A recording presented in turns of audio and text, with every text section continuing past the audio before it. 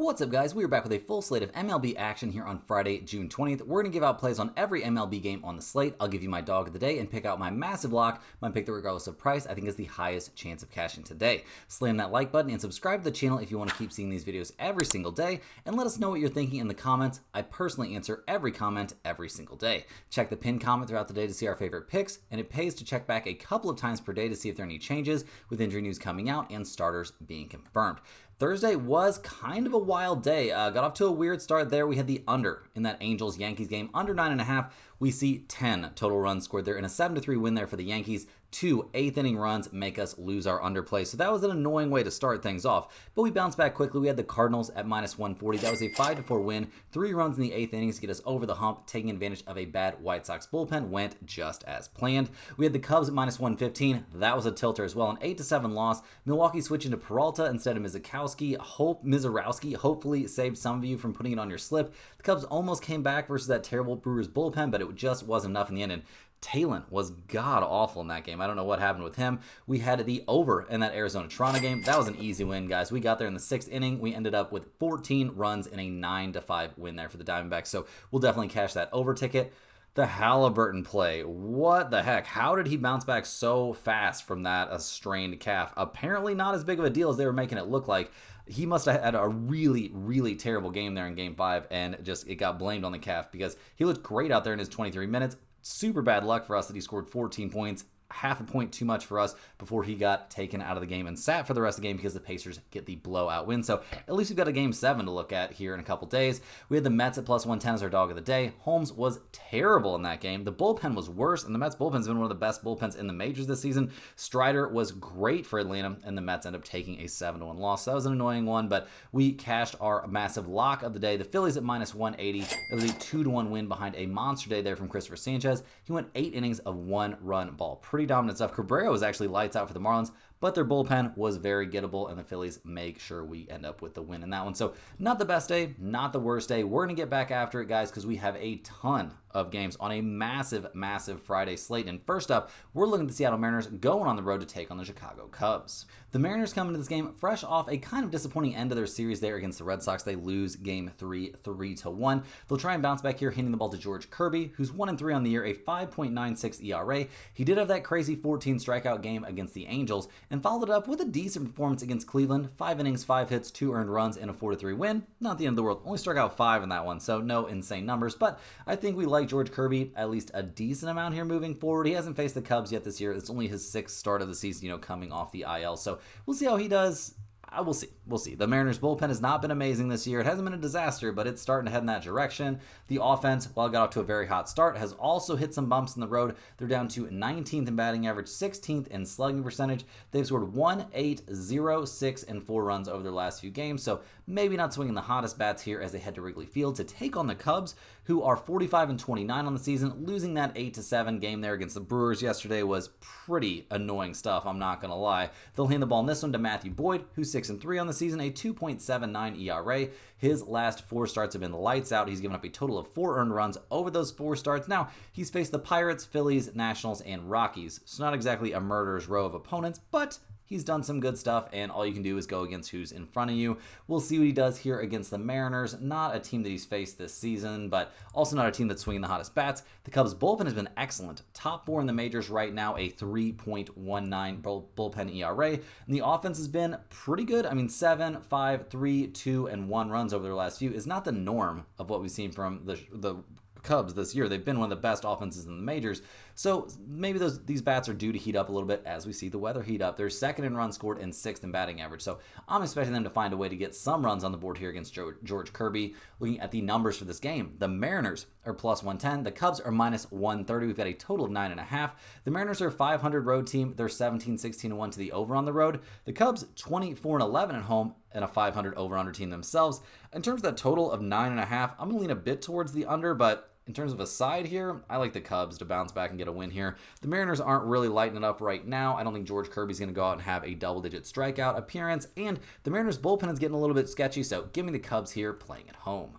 Next up, we're looking at the Texas Rangers going on the road to take on the Pittsburgh Pirates. The Rangers are 36-39 on the season. They just got swept by the Royals. Not a good look there. They'll hand the ball in this game, though, to Jacob deGrom, who's been pretty amazing, guys. 6-2 on the year, a 2.19 ERA.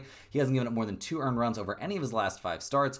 The Rangers are 3-0 in his last 3 outings. Like, he's been very, very good. The Rangers in general, not so much, but he's been great. The bullpen's actually looking pretty good right now. 7th, 8th best in the majors, a 3.34 bullpen ERA. Going against the Pirates, probably not too scary for DeGrom or this bullpen. The scary thing for the Rangers is watching them try to hit the ball. They scored 1, 3, and 1 runs in that series against the Royals. Not a good offensive team, guys. They're 26th in runs scored. They're batting .230 as a team. That's 26th in the majors.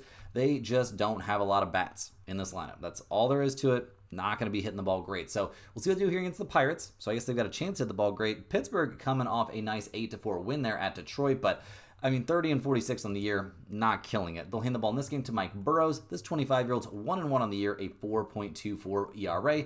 His last start, he was very good against the Cubs. 5 1/3 innings, 5 hits, 1 earned run allowed, walked 0 and struck out 8. And he hasn't given up more than, he's given up 1, 2, and 0 earned runs over his last 3 starts. And the Pirates are, 2-1 over that span. So it's been pretty good. We'll see what he can do here against the Rangers. Obviously not a very hard-hitting team. Once the bullpen gets involved for the Pirates, though, that can change things. A 4.10 bullpen ERA definitely has them in the bottom half of the majors, so that's a concern, and the bigger concern for this team is their lack of offense. I know they're coming off an 8-run game, but that is not the norm here for the Pirates. They're last in runs scored. They're second to last in batting average, batting .224 as a team. I don't even know. This is just not a good offense, guys. There's no way around it. They struggle to hit the ball. So going up against DeGrom, probably a nightmare situation, and that's why the Rangers are -190. The Pirates are +160. We've got a total of 8 in this game. The Rangers are 13-23 on the road, 21-14-1 to the under on the road. The Pirates are a 500 team at home, 20-17-1 to the under at home. I think under 8 is very live in this game. I also think no run first inning makes a ton of sense in this spot. In terms of a side, I will lean just slightly towards the Rangers, but that price tag is way too out of whack for me. Maybe if the Rangers were at home, I could get on board, but I think unders in this game are where you want to be. Rolling right along, we've got the Baltimore Orioles going on the road to take on the New York Yankees. The Orioles just split a 4-game series there against the Rays. Decent, but they're still 10 games below 500, so not having a great time. They'll hand the ball in this one to Tomoyuki Sugano. He's 5-4 on the year, a 3.38 ERA. His last couple of starts have not looked great. He's only gone 4 2/3 and 4 1/3 innings respectively. He's given up 3 earned runs in each. Total of 14 hits over those 2 starts, not putting up good strikeout numbers, and that was against the Athletics and the Angels, so not exactly the scariest opponents. We'll see what he can do here against the Yankees, a team that was looking real bad at the plate there for a while. He dominated them in late April over 5 innings, giving up 5 hits and no runs while striking out 8. But he has not been throwing the ball great recently, so we'll see how that goes. And whenever he comes out of the game, which has been pretty early here recently, the Orioles bullpen has been atrocious. A 4.58 bullpen ERA is currently 6th worst in the major leagues. And the offense, while it's maybe taken some steps in the right direction, nowhere near what we were seeing last season, guys. They've scored 4, 8, 5, 1, 11, and 5 over their last few games, which looks pretty good, but over the course of the year, they're 24th in runs scored. They're 20th in batting average, batting .241 as a team. They're still 14th in slugging percentage, but not putting up the kind of slugging percentage numbers we saw from them a year ago. So we'll see what they do here against the Yankees, who seemingly could have snapped out of that slump. They got a 7-3 win against the Angels to cap off that 4-game series with a win. They had been slumping pretty aggressively. They'll hand the ball in this one to a guy who could be a pretty good slump buster. Max Fried, 9-2 on the year, a 1.89 ERA. His last start, 7 innings, 6 hits, 2 earned runs against the Red Sox. That was at Fenway. He also struck out 9 in that game, but the Yankees lose that one 2-0. So we'll see what they can do with Fried on the mound. I'm expecting him to be very, very good out there. Has he faced the Orioles? He has not faced the Orioles yet this season, but I don't think he's going to have too much trouble with them. The Yankees bullpen, this has looked a little bit gettable, but a 3.49 bullpen ERA is still not bad. I'm not complaining about that, obviously. The offense had been completely dead. Now, Goldschmidt and Grisham, back-to-back home runs, definitely helpful there in their last game against the Angels, scoring 7 runs. Maybe this offense has snapped out of their funk, despite being terrible over, a 7-game losing streak? They're still 3rd in the majors in runs scored. This is a elite-level offense, so they're probably going to be fine out there. I'm not going to worry too much. Looking at the numbers for this game, the Orioles are +184, the Yankees are -230. We've got a total of 9 out there. Baltimore's 15-23 on the road, 24-13-1 to the under on the road. The Yankees are 22-15 at home, 22, 14, and 1 to the under at home. So with these big trends towards the under, I don't hate taking the under in this game. Sagano has been throwing the ball amazing though, and that Orioles bullpen is bad, so probably not going to make it in the pinned comment. In terms of a side, I'll definitely take the Yankees at minus 230. I don't have enough faith in them probably to make this the lock of the day, but with Max Fried on the mound, guys, he's been so good, and Sagano has struggled. So definitely goes on the list. You could also talk me into the Yankees as a first 5-inning play, but leaning towards the Yankees here at minus 230 with Fried on the mound could be the lock of the day. Hopping in here with a quick shout out to the sponsor of today and every day's video, guys, and that is stumpthespread.com. Click the link in the description to go over there and see the top confidence picks from our entire team of experienced cappers. Right now, our premium members are getting daily MLB, NBA, NHL, and UFC picks. Major League Baseball has been our most profitable sport the last several years in a row and is off to a great first half, a very profitable, I will mention,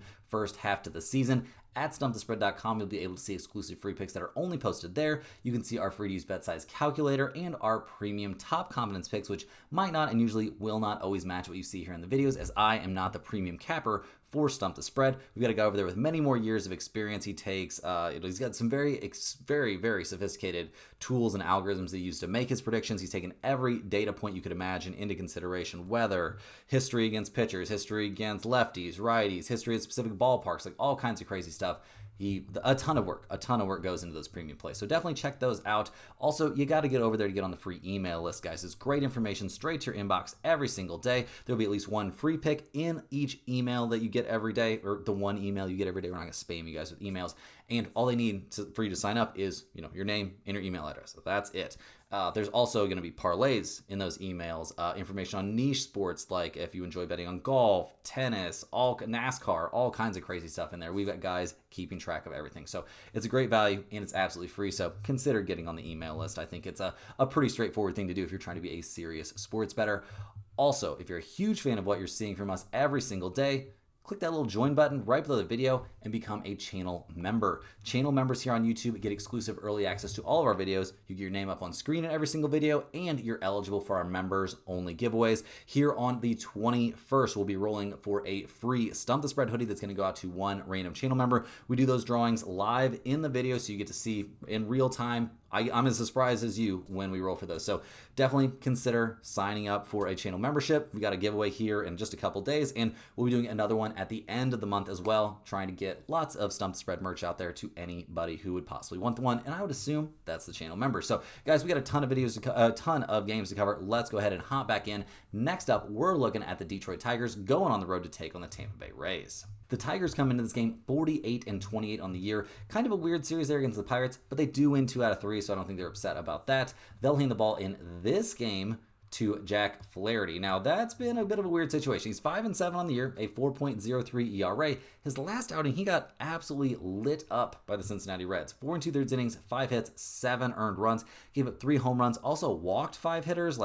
Not the norm of what we've been seeing from him. He was on a three-start stretch where he just looked amazing. So we'll see if he bounces back here. I kind of expect that to be what happens. I mean, he's been throwing the ball really well, unless there's some sort of injury or something, but it doesn't seem like that's the case. I think he just kind of got shelled, and that's going to happen every once in a while. So expecting decent stuff from Flaherty. The Tigers bullpen, while it's had some bumps in the road recently, I still regard it as a pretty solid unit. The offense, drastically better than what we saw last year, but some bumps in the road recently for the offense as well. They're still 5th in runs scored. They're still batting .252 as a team. They're still, in the top half of the majors in on-base percentage, and they're 6th best in the MLB with a slugging percentage of .416. So overall, this is a pretty good offense. I'm not too worried about the Tigers at the plate yet.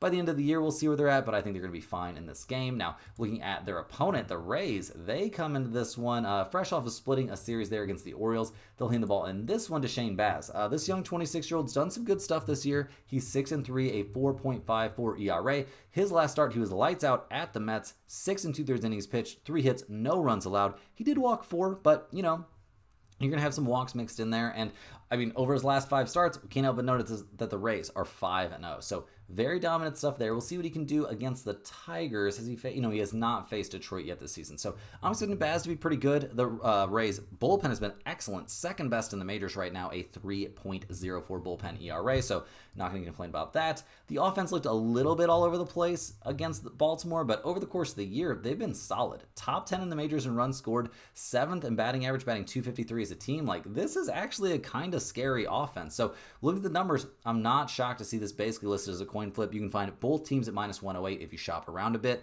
We've got a total of 8.5. Detroit is 22-16 on the road. That's actually an MLB best road mark. Home teams have been disproportionately good this year.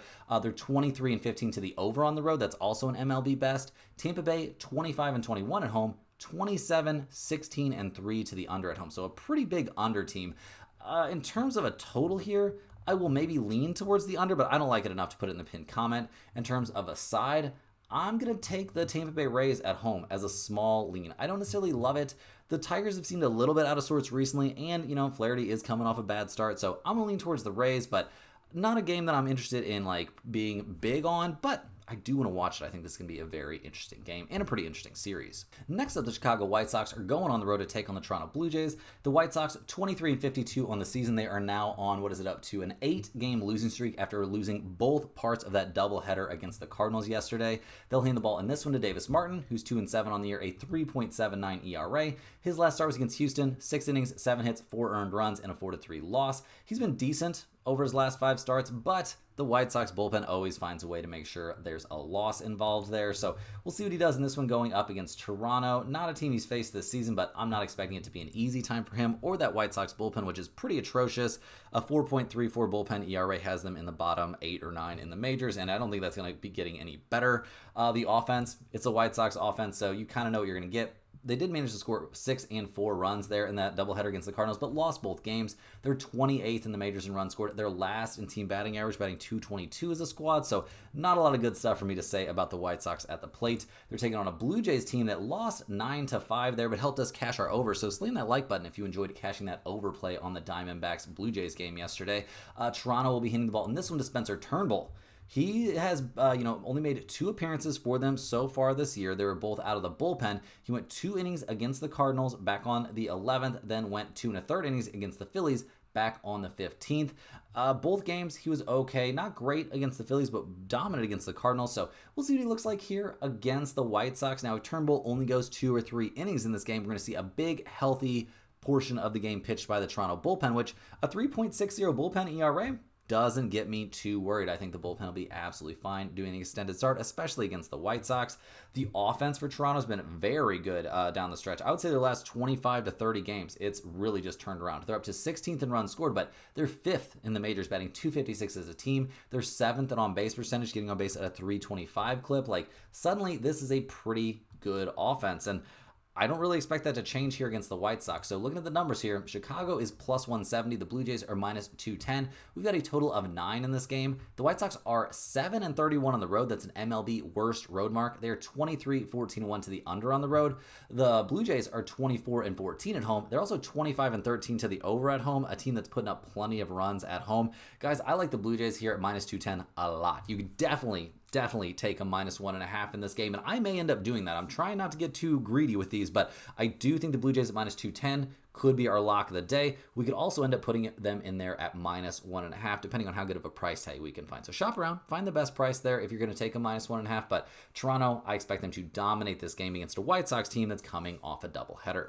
Next on the docket, we've got the Atlanta Braves going on the road to take the Miami Marlins. The Braves actually playing some of their best ball this season. They've won 6 out of their last 7 games to get up to 34-39 on the season. They're going to be hitting the ball in this game to DDA Fuentes. This young 20-year-old, going to be getting out there on the Major League mound. That's, could be a little bit terrifying. We'll see how he looks. I'm not expecting him to be terrible. I mean, he's got great stuff, but I do worry. Nerves in an MLB start when you're 20 years old, gotta be off the charts. I can't even imagine what I would have been like. Now, the Braves bullpen, which could see quite a bit of action, a 3.80 bullpen ERA, somewhere around league average. The offense for Atlanta has kind of come alive. I mean, 7, 5, 5, 1, and 4 runs over their last few. Not looking as bad as they have at some points this season. It has been great at the plate for them. They're right around bottom third of the majors in most major hitting categories. So we'll see what happens here on the road against the Marlins, who are 29-44 on the year, fresh off that 2-1 loss against the Phillies. Slam that like button if you enjoyed cashing the Phillies there yesterday. The Marlins are hitting the ball in this one to Jansen Junk, an elite level MLB pitcher name. Jansen Junk. Love that. Now, he comes into this game a bullpen guy almost exclusively, or maybe exclusively, but a long bullpen guy. His last outing was on the 14th against the Nationals. It wasn't a start, but he still went 5 2/3 innings, gave up 2 hits, and no runs, and what was eventually a 4-3 win. So we've actually loved the junk that Junk has been throwing out there. He's looked really, really good. Will he look good in this outing? We'll see. He did get shelled by the Pirates, which is a weird look. Now, whenever he comes out of the game, the rest of the bullpen's going to have to step up, and the Marlins bullpen has not been very good, a 4.52 bullpen ERA, and the offense has struggled as well, 1, 2, 8, 2, and 3 runs over their last few games. They're 23rd in runs scored in the major leagues. They're 8th in batting average, so not that bad, obviously, but 20th in slugging, just not an offense I can get super pumped up about. We'll see what they can do in this one. They are significant underdogs. The Braves are minus 144. The Marlins are plus 120. We've got a total of 9 in this game. Atlanta is 12-24 on the road, a terrible road team. They're a 500 over-under team on the road. The Marlins are 15-23 at home, 20-18 to the under at home. I'm going to lean a bit towards the Marlins at plus 120. I've loved what I've seen from Jansen Junk here recently. Fuentes is a bit of an unknown, how well he'll look here in his first Major League start. And the Braves are terrible on the road, so we'll take the Marlins at plus 120, but is this going to be our dog of the day? Seems like a bit of a stretch, but it's going on the list. Next up, guys, we're looking at the New York Mets going on the road to take on the Philadelphia Phillies. The Mets are absolutely sliding right now, losing 6 straight games. They're down to 45-30 on the year. We don't have a confirmed starter for them for this game, so things are getting a little bit weird there for New York, and they could have a tough time in this matchup. They're going up against a Phillies team that's been playing really, really well. They'll hand the ball to Zach Wheeler in this game, who's 7-2 on the season, a 2.76 ERA. He dominated the pretty hot-hitting Toronto Blue Jays his last time out. I'm expecting very good stuff in this matchup from Wheeler, so we'll see what happens in this game. Like I said, no numbers posted for it as of yet, so keep an eye on the pinned comment for this one, see if any more information comes out for us in time, but this is going to be a wait and see spot until we know more.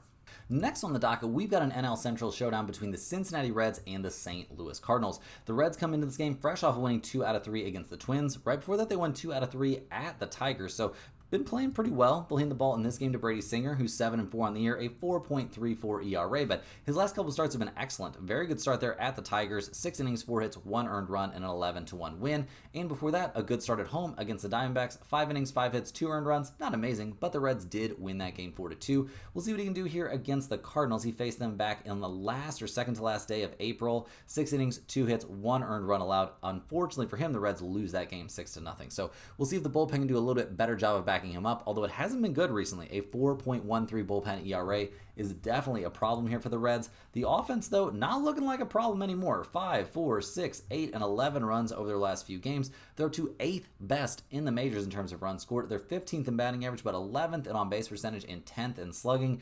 Ellie De La Cruz really doing his thing out there, so a lot of positives for the Reds right now, despite only being 3 games over 500. We'll see what they do here in St. Louis taking on the Cardinals, who are 40-35 on the year. They just swept the White Sox. They won both parts of a doubleheader there yesterday. Arenado hitting his 350th home run. That's pretty cool. The Cardinals will hand the ball in this game to Andre Pallante, who's 4-3 on the season, a 4.83 ERA. His last, I would say, at least 3, maybe 4 starts. I guess he had a decent start against Toronto, but his last time out, 4 1/3 innings, 4 hits, 4 runs, 3 of which were earned in an 8-5 win over Milwaukee.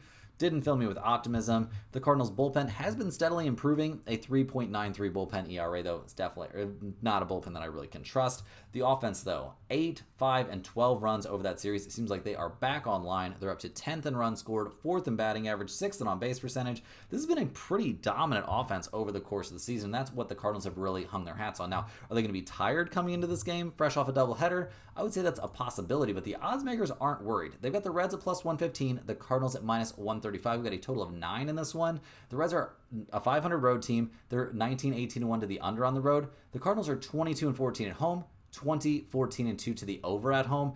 I'm going to lean a little bit towards the over in this game. I know 9 is a lot, but I don't think we're going to see too great of pitching performances here. Singer was great against the Cardinals his last time against them, but that was a while ago, so we'll see what happens. The Cardinals are swinging some hot bats. They might be a little tired. Pallante, I don't know what we're going to get from him, so yeah, I'll lean a little bit towards the over and a little bit towards the Cardinals, but I don't have much of a read on this game at all. Cruising through these games, we're looking at the Milwaukee Brewers going on the road to take on the Minnesota Twins. The Brewers 40-35 on the season, fresh off of winning 1 game out of the 2 games they actually got to play in that series there against the Cubs. They'll hand the ball in this game to Jacob Mizorowski. He's 1-0 on the year. We've been trying to get back on this young guy after that game against the Cardinals. 5 innings, no runs allowed, walked 4, struck out 5, tweaked his ankle, but I'm expecting him to be absolutely fine. This young 23-year-old was throwing absolute fireballs his first time on the mound. I think we're going to see more of that here, and that could be a little bit rough for the Twins. Now, the Brewers' bullpen, always going to be a concern. Not good, a 4.33 bullpen ERA, but the offense has been turning things around a little bit. 8, 3, 3, 5, 3, and 6 runs over their last few is honestly a step in the right direction. They are 13th in runs scored, but 23rd in batting average and 28th in slugging percentage, but they're swinging the bats okay right now. Christian Yelich actually kind of quietly having a pretty good season. He's only batting .242, but 14 home runs and 44 RBIs. He's kind of the guy powering this offense at the moment, and I think he could be in for a good day here against the Twins, who are 37-37 on the season, fresh off of snapping a 6-game losing streak with a win against the Reds. They'll hand the ball in this one to Joe Ryan, who is 7-2 on the season, a 2.93 ERA. His last start, he was very good against the Astros. 7 innings, 2 hits, 2 earned runs allowed in a 3-2 loss. Not really his fault there, obviously, but games before that, struggled a little bit against Toronto, struggled a little bit against the Athletics. We'll see what he does against the Brewers. I don't know if he's going to have too much trouble. The last time he faced Milwaukee, he was great in that game. I mean, 6 innings, 2 hits, no runs allowed in a 3-0 win back on May 16th. So we'll see what happens with Mizorowski on the mound for the Brewers, though. Now, the bullpen for the Twins, it's taken some steps back, but a 3.73 bullpen ERA is clearly better than the Brewers. The offense has been pretty terrible. I mean, obviously they're coming off a 12-run game, but I don't expect that to happen again. They're 20th in runs scored, 21st in batting average, and over the course of the year have not been good at the plate. So looking at the numbers here, the Brewers are plus 140. The Twins are minus 165. We got a total of 8 in this one. The Brewers are 17-20 on the road, 20, 15, and 2 to the under on the road. The Twins, 20-12 at home, 17-14-1 to the under at home. With these two guys on the mound, I think under 8 is certainly live in this spot. I don't love the bullpens necessarily, so under 8 might not make the pinned comment, but I do certainly think this is a pretty good spot to take a no-run first inning. I don't have too much trouble, wrap my head around that, although it is a rookie on the mound, so that could be a little bit scary. But the Brewers at plus 140 with Mizorowski on the mound are going on the list as a potential dog of the day. I like him a good amount. The kid's got crazy stuff, crazy speed. So we'll see. The Brewers at plus 140 could be our dog of the day. Next up, guys, we're looking at the Arizona Diamondbacks going on the road to take on the Colorado Rockies. The Diamondbacks are a 500 team now after managing that 9-5 win at Toronto their last time out. They'll hand the ball in this game to Zach Gallen, who's 4-8 on the year, a 5.19 ERA. His last couple of starts, not great. 6 innings, 4 earned runs allowed against the Padres. 6 innings, 4 earned runs allowed against Cincinnati. I mean, I don't know. I don't know what the Diamondbacks can really expect out of him at this point. It seems like that's kind of who he is. We'll see what he can get done here against the Rockies. Obviously, a pretty bad opponent, but still, the last time he faced them, he got shelled back on the 17th, giving up 8 hits and 6 earned runs over 5 innings in a 14-12 loss. So we'll see what happens. The Diamondbacks bullpen, obviously atrocious, not good, one of the worst ones in the majors. The offense is very good. That's the thing that kind of keeps them afloat. They're currently 4th in runs scored. They are 11th in batting average, but 3rd in slugging percentage. They can absolutely hit it, and they seem like they've broken out of that little mini slump, putting up 9 runs in the last game at Toronto. So we'll see what they do here against the Rockies. Hitting at altitude always probably feels pretty good. The Rockies just had their 4-game winning streak. Did not think Colorado would have a 4-game winning streak this season, if I'm being honest. Snapped with a 4-3 loss in their last game against the Nationals. They'll hand the ball in this one to Austin Gomber, pitching against his old team. It's going to be his 2nd appearance of the season. His first one was back on the 15th at Atlanta. He was great. 5 innings, 2 hits, no runs allowed in a 10-1 win. We'll see what he can get done here against the Diamondbacks. Once he comes out of the game, though, that Rockies bullpen, real bad, and the offense, maybe the worst in the majors. They're 3rd in runs scored. They're 3rd in batting average right now. They're 29th in on-base percentage, getting on base at a .291 clip. So I guess they're not the worst offense in the majors anymore, but it's not looking great. So look at the numbers here. The Diamondbacks are minus 190. The Rockies are plus 158. We got totals out there of 11.5 or 12. Wow.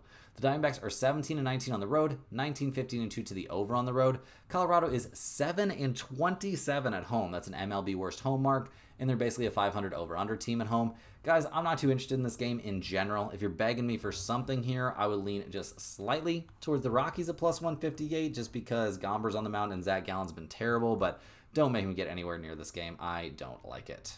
Next on the docket, we've got the Houston Astros going on the road to take on the Los Angeles Angels. The Astros in athletics are actually playing right now with Houston down 2-1 in the top of the 6th inning. So we'll see if they can make a comeback there in their 4th game in that series. They'll hand the ball in this game to Hunter Brown, who's 8-3 on the year, a 1.88 ERA. He has been crazy good this season. 7 innings, 3 hits, 2 earned runs allowed, struck out 12 against the Twins in what was eventually a 3-2 win. The Astros are 4-0 over his last 4 starts.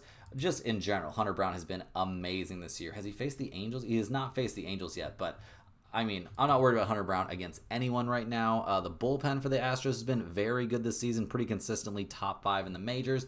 The offense is where there have been problems, but they've been hitting the ball really well recently. Maybe not so much in their current game, only scoring 1 run so far, but they've got more game to go, and they're about to go up against the worst bullpen in the majors, so I think they're going to be all right. Right now, they're 14th in runs scored, but 2nd in batting average, batting .259 as a team. They're 9th in on-base percentage, getting on base at a .323 clip.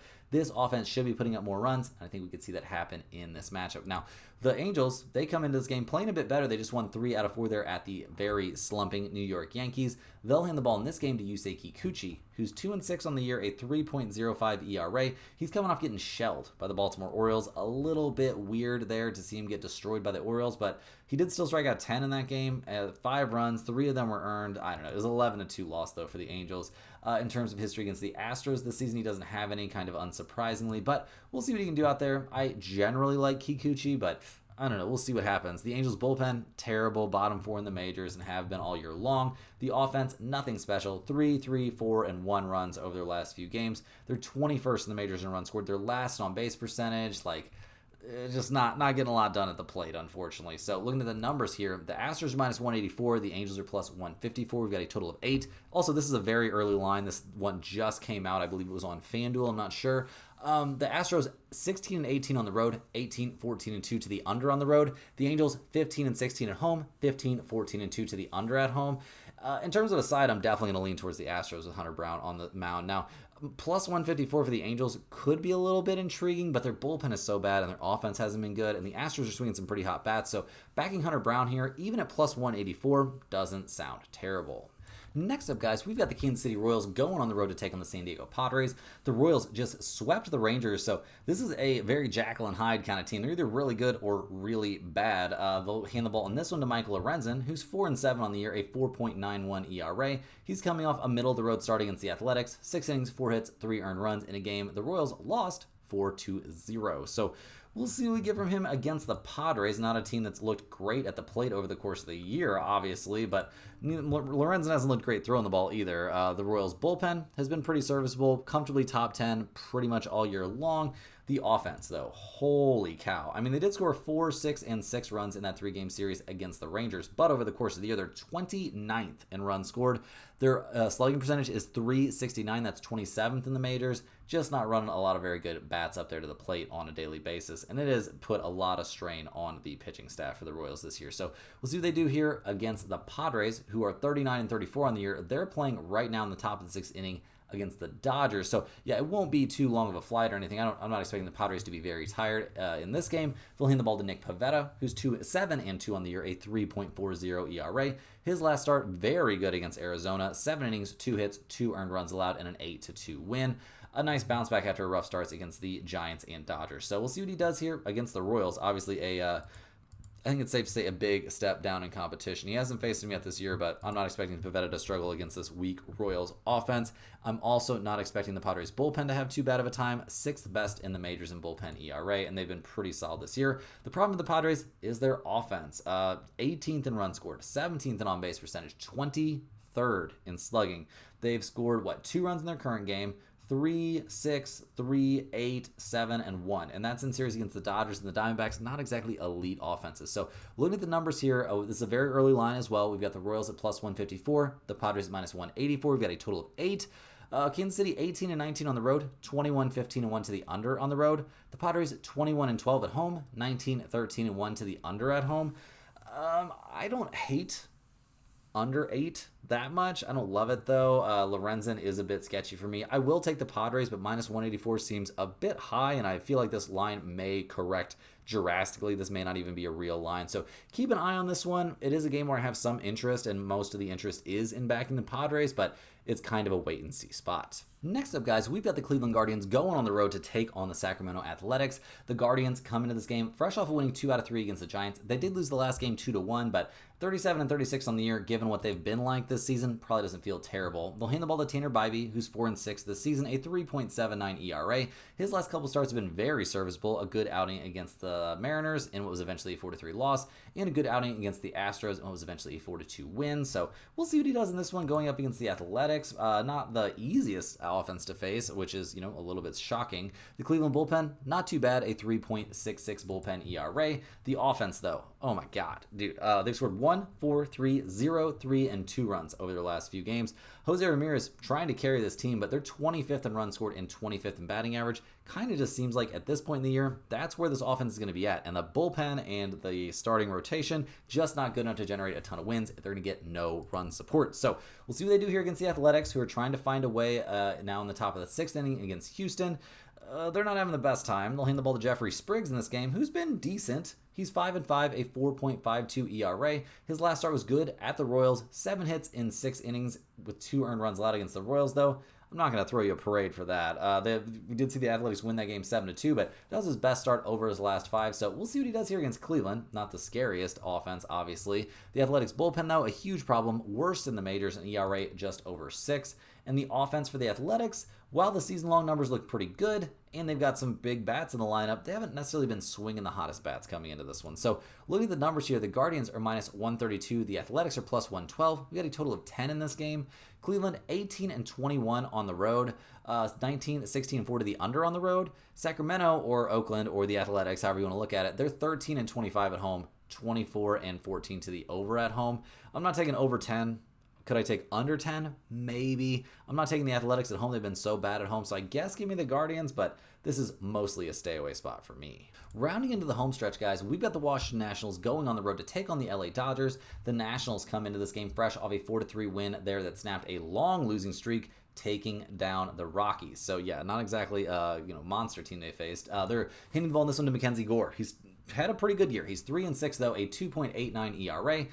6 innings, 8 hits, and 2 earned runs against the Marlins isn't great, but he kept his team with a chance to win. They just couldn't put up any offense, and that's kind of been the story of his season. He hasn't given up more than 2 earned runs over any of his last 5 starts. He's given up a total of 5 earned runs over those 5 outings, so I'm expecting him to be good, but not necessarily get much help. That's kind of been the way his year's gone. He did face the Dodgers back in early April, and he was very good. 6 innings, 5 hits, 2 earned runs, and it was eventually a 6-4 win. So we'll see what happens there. The Nationals bullpen, though, second worst in the majors. Their offense has been terrible recently. Wood hitting a couple home runs there is the main reason they got the win. They're 19th in runs scored, but down to 22nd in batting average, 22nd in on-base percentage.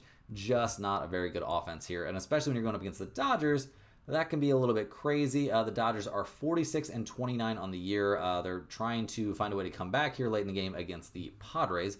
They'll hand the ball in this one to Clayton Kershaw, who's been kind of shockingly great. I didn't think he had much left in the tank, but he's 2-0, a 3.25 ERA. His last time out, 7 innings, 3 hits, no runs allowed against the Giants. Over his last 5 starts, he's looked really good. 4 of those starts, he's given up 1 or less earned runs.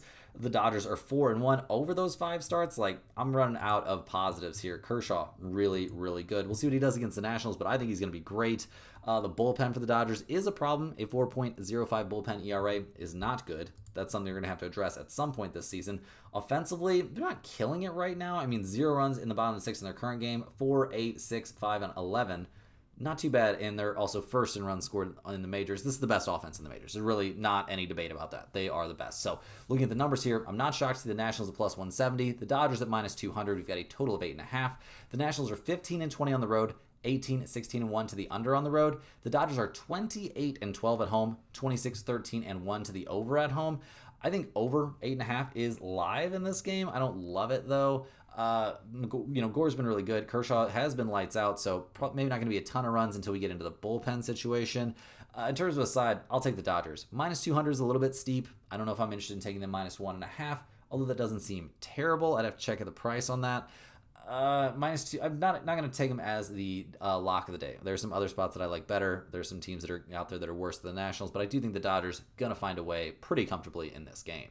Last but not least, guys, we've got the Boston Red Sox going on the road to take on the San Francisco Giants. The Red Sox 39-37 on the year. They just won 2 out of 3 against the Mariners after sweeping the Yankees and winning 2 out of 3 against the Rays. So they are playing some of their best ball of the year. They'll hand the ball to Hunter Dobbins in this game, who has actually been decent. This young 25-year-old is 4-1 on the season, a 3.74 ERA. He shut down the Yankees his last time out. 6 innings, 2 hits, no runs allowed, and a 4-3 win. Actually did well against the Yankees in back-to-back starts against them. We'll see what he does here against the Giants. Not as scary of an offense as the Yankees, obviously. He hasn't faced them yet this season, but I think he'll be just fine out there.